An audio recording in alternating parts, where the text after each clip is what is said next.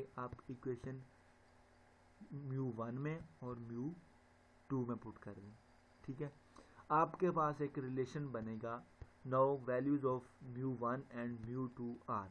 ठीक है जी, आप क्या करेंगे, plus iota omega prime and minus iota omega prime. आपने क्या किया है जी, आपने इसकी वैल्यू जो है वो आपने इसकी वैल्यू की जगह पे आपने ये पुट किया है, ये वाली। ठीक है जी, एओटा ओमेगा जो है वो आपने इन दोनों इक्वेशन में पुट किया है। ठीक है जी, तो उसके बाद वो कहता है कि इसके करॉस्पॉन्डिंग अगर हम इक्वेशन देखना चाहते हैं, ठीक है जी, डैम्प्ड हार्मोनिक ऑसिलेटर की, तो हम वो कैसे डिराइव करते हैं। अगर हम चाहते हैं कि आपके पास ये जो है दो वैल्यूज निकली हैं, ठीक है, एक μ1 की और एक μ2 की, आप इन दोनों इक्वेशन में देखेंगे आपके पास रियल पार्ट भी है और इमेजिनरी पार्ट भी है। ठीक है ना जी, चलिए जी, आप कहते हैं कि यहाँ पे रियल पार्ट जो है माइनस बीटा है, यहाँ पे भी माइनस बीटा है।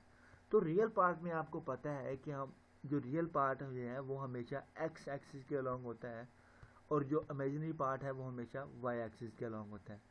तो हम क्या करते हैं, हम सपोज करते हैं हमारे पास जो displacement of simple damped harmonic oscillator क्या है जी, वो कहते हैं कि हम रियल है। ठीक है जी, तो हमारे पास दो वैल्यूज आई हैं, तो हमारे पास दोनों का जो है सम है वो कितना होगा, मीन्स आपने दो डिस्प्लेसमेंट का सम लेना है, एक μ1 का और एक μ2 का। तो आप क्या करेंगे, x is equal to x1 plus x2। ठीक है जी, तो ऊपर आपने वैल्यूज क्या सपोज की थी, x जनरल इक्वेशन की। यहाँ पे देखें x की वैल्यू आपने क्या सपोज की, a e की पावर म्यू इंटू टी। जब हम x1 यहाँ पे पुट करेंगे तो यहाँ पे आ जाएगा a1 e की पावर μ1 इंटू टी। ठीक है जी, जब आप 2 पुट करेंगे तो यहाँ पे आ जाएगा x2 is equal to a2 e की पावर μ2। ठीक है जी, ये देखिए जी, आपने जो है वो फर्दर यही वैल्यूज पुट की हैं यहाँ पे।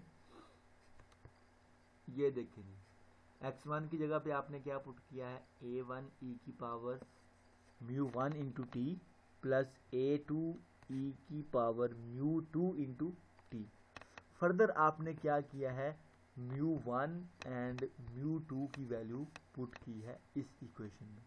ठीक है जी, इस इक्वेशन में पुट करने के बाद आपने क्या किया है, इनके जो कोफिशिएंट थे उनको अलग अलग किया है। मीन्स आपने क्या है किया है, e की पावर माइनस बीटा अलग लिख लिया है, डॉट e की power aorta omega prime T को अलग लिख लिया है। ठीक है जी, आप क्या करेंगे, e की पावर माइनस बीटा टी यहाँ पे भी है, e की पावर माइनस बीटा टी यहाँ पे भी है। आप क्या करेंगे, इसको कॉमन ले लें, e की पावर माइनस बीटा टी को कॉमन ले लें। ठीक है जी, तो आपको पता है इस इक्वेशन का फार्मूला क्या होता है, e की पावर एओटा थीटा, वो होता है हमारे पास cos theta plus iota sine theta. अगर यहाँ पे माइनस हो, मीन्स e की पावर में माइनस हो, तो यहाँ पे फार्मूले में क्या आता है, माइनस। चलें जी, देखते हैं जी, हम क्या करने हैं, हमने e की पावर एओटा थीटा का फार्मूला पुट करना है। ठीक है जी, तो उसका फार्मूला ये होता है कि cos omega prime T plus iota sine prime T and cos omega prime T minus sine omega prime T. यहाँ पे माइनस कैसे आता है, वो ऐसे आता है क्योंकि हमारे पास यहाँ पे क्योंकि माइनस है, इसी वजह से तो फार्मूले में हमारे पास माइनस आएगा। ठीक है जी, तो यहाँ पे जो है कुछ टर्म जो है वो आप कॉमन ले सकते हैं। आप क्या करें, आप a को अंदर मल्टीप्लाई कर दें। ठीक है, a को अंदर मल्टीप्लाई कर दें इस टर्म में और a2 को अंदर मल्टीप्लाई कर दें इस टर्म में। ठीक है, मल्टीप्लाई करने के बाद आपके पास cos omega prime T common आएगा एक साइड से और साइन ओमेगा टी प्राइम एक साइड से कॉमन आएगा। ठीक है जी, तो आप क्या करते हैं, आप सपोज करते हैं हमारे पास जो है जो रिजल्ट साइड है वो मस्ट बी रियल हम कहते हैं। ठीक है जी। तो ये सिर्फ ओनली तब ही पॉसिबल होगा जब हमारे पास A1 and A2 are complex conjugate to each other. अब कॉम्प्लेक्स कॉन्जुगेट का मतलब यहाँ पे क्या है, हम सपोज करते हैं हमारे पास A1 की जो वैल्यू है वो x प्लस एओटा y है, ठीक है जी। जब हम A1 की value x plus aorta y लेंगे, जब हम A1 का जो है वो उसका कॉन्जुगेट लेंगे तो उसकी वैल्यू क्या आएगी, x माइनस एओटा y, ठीक है जी। तो इसका मतलब ये हुआ कि A1 और A2 जो है वो आपस में कॉम्प्लेक्स कॉन्जुगेट है, ठीक है जी। तो यहाँ पे उसने क्या सपोज किया है कि A1 जो है वो हमारे पास A प्लस एओटा b है।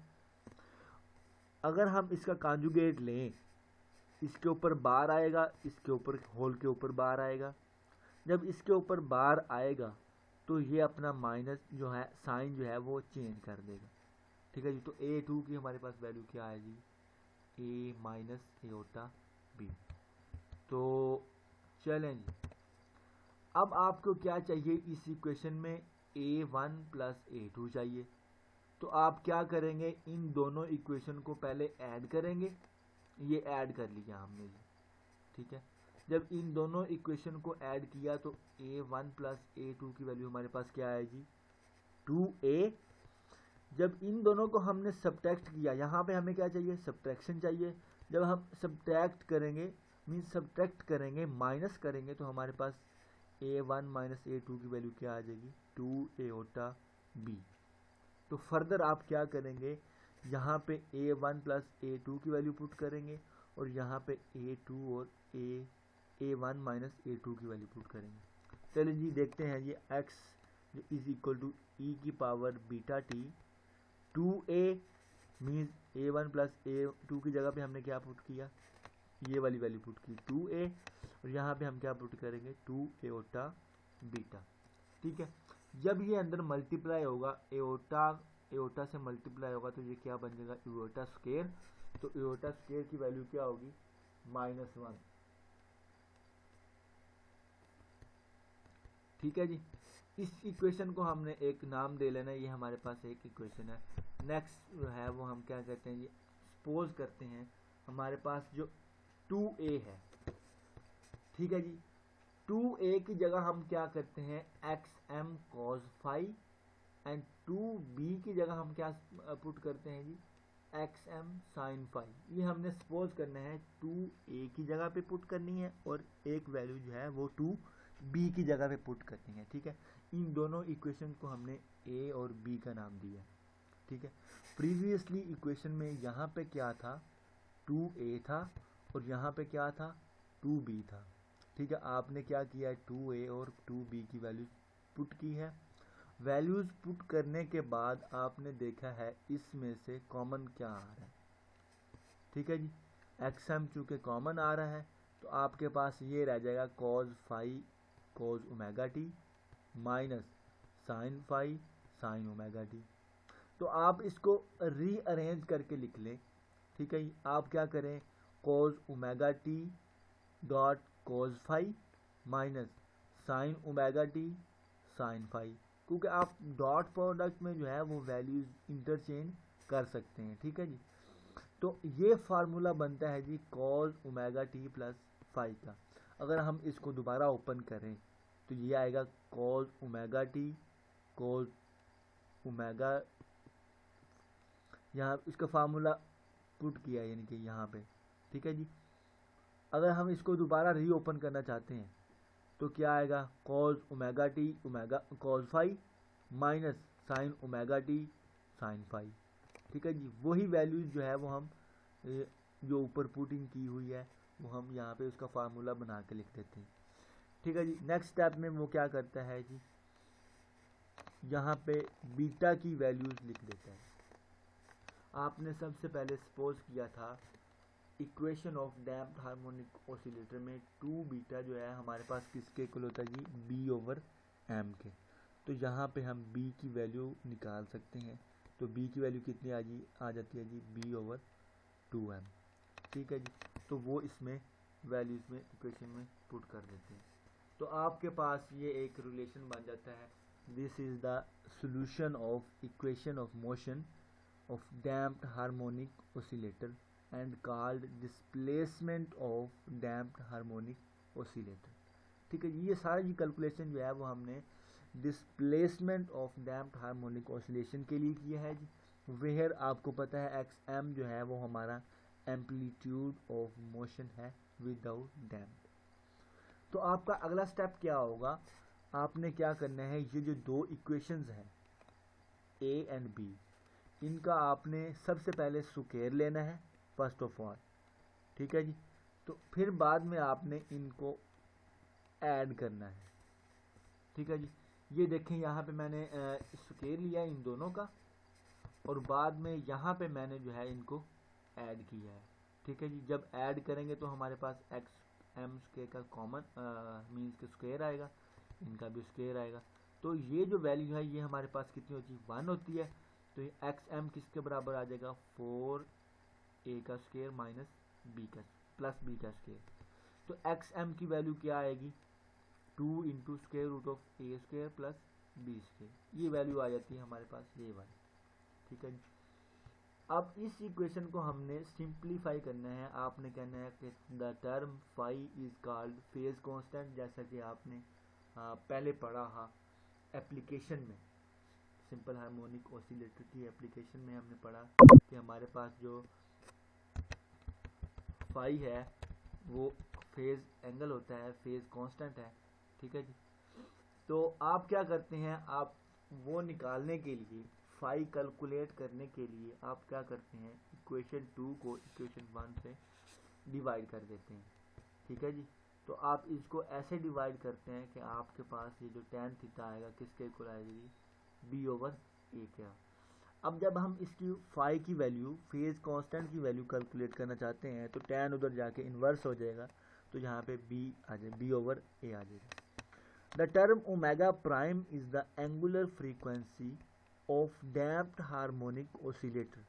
ठीक है जी, अगर यहाँ पे हमारे पास सिर्फ ओमेगा होता तो हम उसको कहते, ये हमारे पास एंगुलर फ्रीक्वेंसी है किसकी, सिंपल हार्मोनिक ऑसिलेटर की या फिजिकल हार्मोनिक ऑसिलेटर की। ठीक है जी, तो इसकी वैल्यू जो है आप कैसे कैलकुलेट कर सकते हैं, आप देख सकते हैं ओमेगा प्राइम आपके पास किसके इक्वल होता है जी, ओमेगा स्क्वायर माइनस बीटा के स्क्वायर से। ठीक है जी, तो चूंकि आपके पास ओमेगा की वैल्यू का भी पता है और बीटा की वैल्यू का भी पता है, तो आप क्या करते हैं जी, इसकी वैल्यूज पुट करते हैं। तो ये जो आपके पास रिलेशन आएगा, ये किसका रिलेशन आया जी, angular frequency of damped harmonic oscillator. ठीक है जी, अब आप देखते हैं जी, जैसा कि टॉपिक के स्टार्ट में हमने एक बात की थी कि हमारे पास जो डैम्प्ड हार्मोनिक ऑसिलेटर का डिस्प्लेसमेंट होगा वो डिक्रीज करेगा किस सिस्टम में, रेजिस्टिव सिस्टम में। रेजिस्टिविटी की वजह से जो वो जो हो हमारा जो डिस्प्लेसमेंट है वो डिक्रीज करेगा, ग्रेजुअली डिक्रीज होगा। यहाँ पे जो है वही इस डायग्राम में वही बताता है कि हमारे पास जो ये एक्स एम है ये हमारा मैक्सिमम डिस्टेंस था, मैक्सिमम डिस्प्लेसमेंट था, मैक्सिमम एंगुलर डिस्प्लेसमेंट था। ठीक है जी, और जैसे जैसे ही हमारा रेजिस्टिव मीडियम इसके साथ आता जाएगा तो ये जो डिस्टेंस है ग्रेजुअली डिक्रीज होता जाएगा, डिक्रीज होता जाएगा, मीन्स के ज़ीरो को अप्रोच करता जाएगा।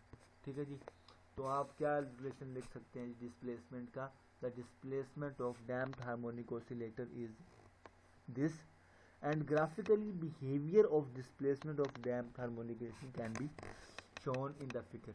ठीक है जी, आप देख सकते हैं। लास्ट पॉइंट हमारा इस टॉपिक का जो है वो ये है कि आप जो है इसकी फीचर्स कौन कौन से हैं। ठीक है जी, दो इसके फीचर्स हैं मेजर, एक इसकी फ्रीक्वेंसी को कैसे कैलकुलेट किया जाता है और इसके एम्पलीट्यूड को कैसे कैलकुलेट कर सकते हैं। तो देखते हैं जी हम इसकी जो है वो फ्रीक्वेंसी को कैसे कैलकुलेट कर सकते हैं। आपके पास you know that about the angular frequency of the damped harmonic oscillator का क्या रिलेशन है। ठीक है जी, आपने क्या किया है जी, इसकी वैल्यूज पुट की हैं ओमेगा की और बीटा स्क्वायर की। तो आपके पास जो frequency of damped harmonic oscillations omega prime है वो स्मॉलर होगी frequency of undamped oscillation. Means के ओमेगा प्राइम जो है वो हमारे पास बड़ा होगा